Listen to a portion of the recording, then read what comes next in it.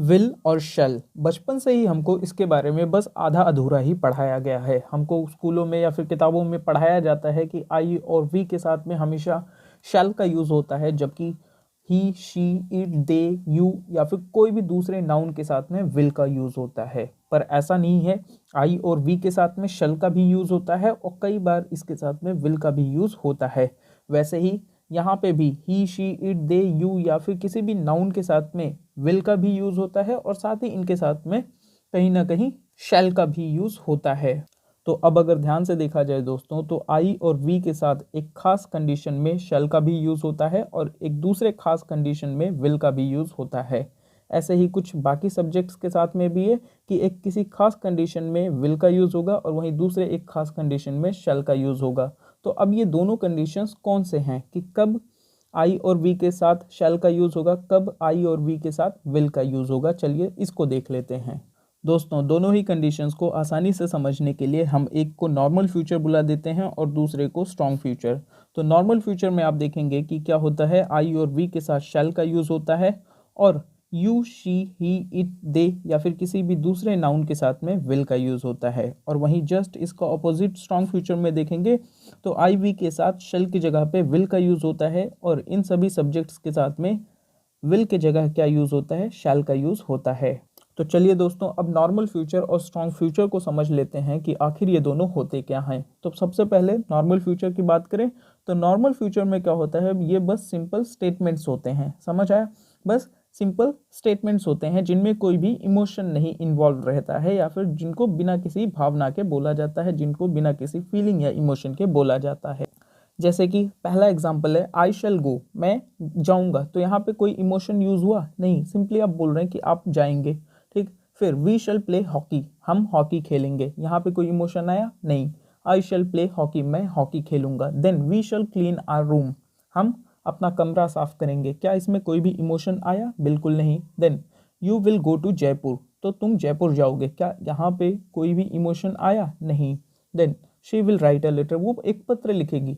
समझ आ रहा है ना? बस सिंपली कुछ एक सिंपल से स्टेटमेंट्स दिए जा रहे हैं। ठीक है, कुछ कामों को करने के बारे में उन बात की जा रही है। ठीक है। Then my mother will cook food, मेरी माता खाना पकाएंगी। ठीक है, यहाँ पे भी कोई इमोशन आया नहीं। Then Shekhar will pick you, Shekhar तुमको पिक कर लेगा। ठीक है, तो यहाँ पे भी कोई इमोशन नहीं आया। Then they will come here, वे यहाँ आएंगे। तो इन सेंटेंसेस को आप देखेंगे तो यहाँ पे क्या समझ आता है कि बस किसी भी काम को किए जाने के बारे में बात की जा रही है। ठीक है, कि ये काम जो है होगा। यहाँ पे कोई भी इमोशन का यूज़ नहीं होता है और ये बस आपके सिंपल स्टेटमेंट्स होते हैं। तो ऐसे सेंटेंसेस को हम नॉर्मल फ्यूचर के अंतर्गत रखते हैं। और नॉर्मल फ्यूचर में क्या होता है, नॉर्मल फ्यूचर में आई और वी के साथ में शैल का यूज़ होता है। वहीं यू, शी, ही, इट, दे या किसी भी दूसरे नाउन के साथ विल का यूज़ होता है। अब अगर स्ट्रॉन्ग फ्यूचर को समझें तो ये आपके कुछ ऐसे सेंटेंसेस होते हैं जिनमें कोई प्रॉमिस नज़र आता है, जिनमें कोई डिटर्मिनेशन यानी कि दृढ़ संकल्प नज़र आता है, या फिर स्ट्रॉन्ग असर्शन नज़र आता है, या फिर काफ़ी शक्ति से बोला गया, काफ़ी पावर से बोला गया कथन नज़र आता है। ठीक है। देन कोई वार्निंग या फिर हो सकता है कोई चेतावनी नज़र आ जाए, कुछ इमोशंस नज़र आ जाएंगे। देन हो सकता है कोई ऑर्डर या फिर कोई प्रोहिबिशन नज़र आ जाए, मतलब किसी काम को करने के लिए कोई ऑर्डर हो सकता है नज़र आए, या फिर किसी काम को ना करने के लिए कोई प्रोहिबिशन नज़र आए। ठीक है। सो ये कोई भी किसी भी प्रकार का अगर इमोशन नज़र आ रहा है तो उसे हम क्या करते हैं, स्ट्रॉन्ग फ्यूचर करके बोलते हैं। ठीक है।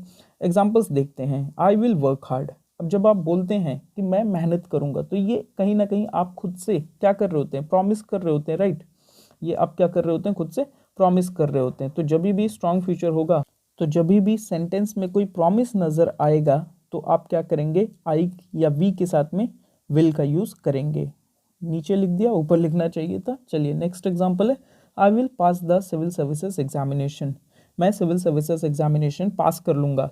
तो ये क्या नज़र आ रहा है, आपका डिटर्मिनेशन नज़र आ रहा है, मतलब आपको खुद के ऊपर विश्वास है, आपका दृढ़ संकल्प जो है वो नज़र आ रहा है। ठीक है, तो फिर से ये भी आपका क्या हुआ, फ्यूचर या फिर स्ट्रॉन्ग फ्यूचर का एग्जाम्पल हुआ। इसीलिए आप यहाँ पे क्या करेंगे, आई के साथ विल का यूज़ करेंगे। Then we will help you, हम तुम्हारी मदद करेंगे। ठीक है, तो यहाँ पे आप क्या कर रहे हैं, सामने वाले से कहीं ना कहीं प्रॉमिस कर रहे हैं। तो फिर से जब भी प्रॉमिस करेंगे आप या तो वो आपका स्ट्रॉन्ग फ्यूचर का एग्जाम्पल होगा।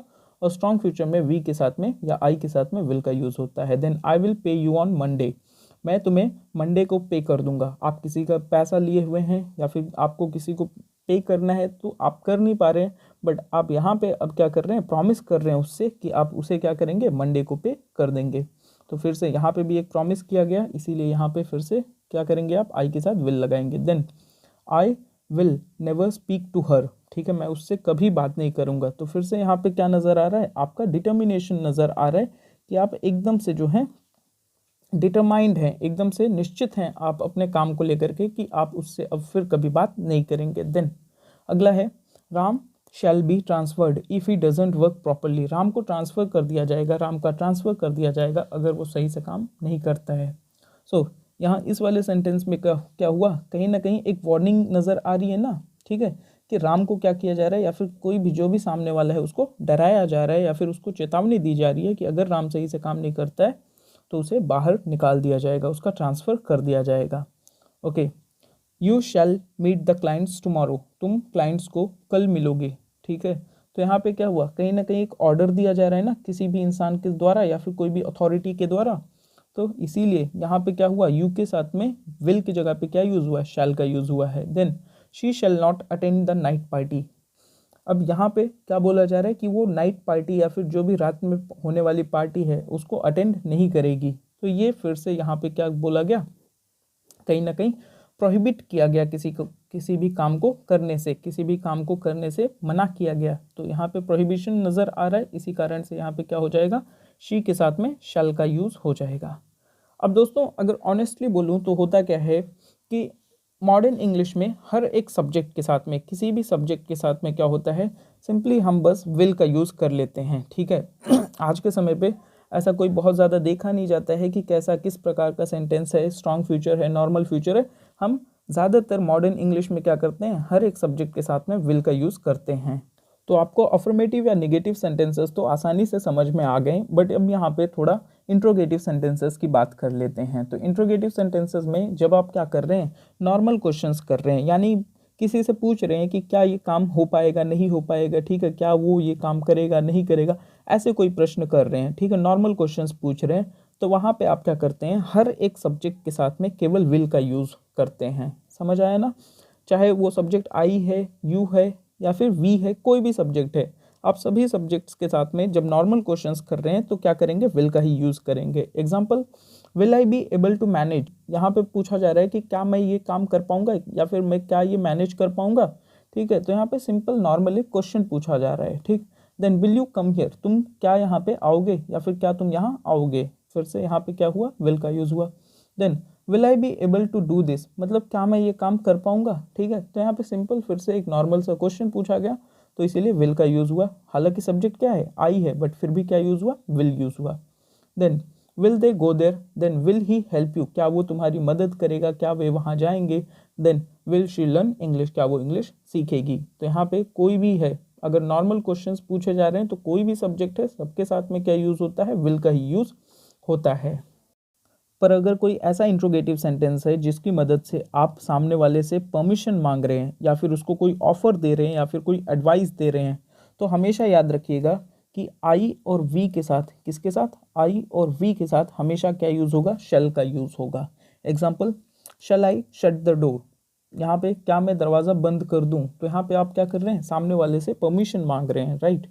देन जैसे होता है ना स्कूल्स में या फिर कहीं ना कहीं क्लासेस में होता है, मे आई कम इन सर, तो यहाँ पे क्या करते हैं, आप मे का यूज़ करते हैं, किसका यूज़ करते हैं, मे का यूज़ करते हैं परमिशन मांगने के लिए। सेम उसी तरीके से यहाँ पे आप क्या कर सकते हैं, मे की जगह पे शैल का भी यूज़ कर सकते हैं परमिशंस मांगने के लिए, ठीक है। इसी तरीके से यहाँ पे भी आप देख सकते हैं लिखा गया है, शैल आई कम इन, ठीक है, क्या मैं अंदर आ जाऊँ। Then shall we go to Goa, क्या हम गोवा चलें, तो यहाँ पे आप होता है ना दोस्तों से बोलते हैं कि चलो क्या हम क्रिकेट खेलने चलें, shall we go to play cricket, ठीक है। आप क्या करते हैं, उनको ऑफर देते हैं या फिर उनको कहीं ना कहीं एक सुझाव देते हैं कि क्या हमें ऐसा काम करना चाहिए या नहीं करना चाहिए, ठीक है। Then shall we help you, क्या हम तुम्हारी मदद कर दें, आप सामने वाले से क्या कर रहे हो, कहीं ना कहीं उसकी इच्छा जानने की कोशिश कर रहे हो, उसको कहीं ना कहीं एक ऑफर दे रहे हो कि क्या हम आकर के तुम्हारी मदद कर दें। समझ आया। तो फिर से कभी भी इंट्रोगेटिव सेंटेंसेस में आप क्या कर रहे हैं, इंट्रोगेटिव सेंटेंसेस के ज़रिए सामने वाले से परमिशन मांग रहे हैं या फिर उसको कोई ऑफर या एडवाइस दे रहे हैं, तो हमेशा क्या करेंगे, आई और वी के साथ में शैल का यूज़ करेंगे। इनफैक्ट सारे ही सब्जेक्ट्स के साथ में शैल का यूज़ करेंगे। और तो मिलते हैं आपसे अगले नेक्स्ट वीडियो में शैल का प्रॉपर यूज़ समझ में आया होगा। और इस वीडियो के एंड में आपके लिए कुछ प्रैक्टिस क्वेश्चंस दिए गए हैं जिनके आंसर्स को आपको कमेंट बॉक्स में टाइप करके बताना है।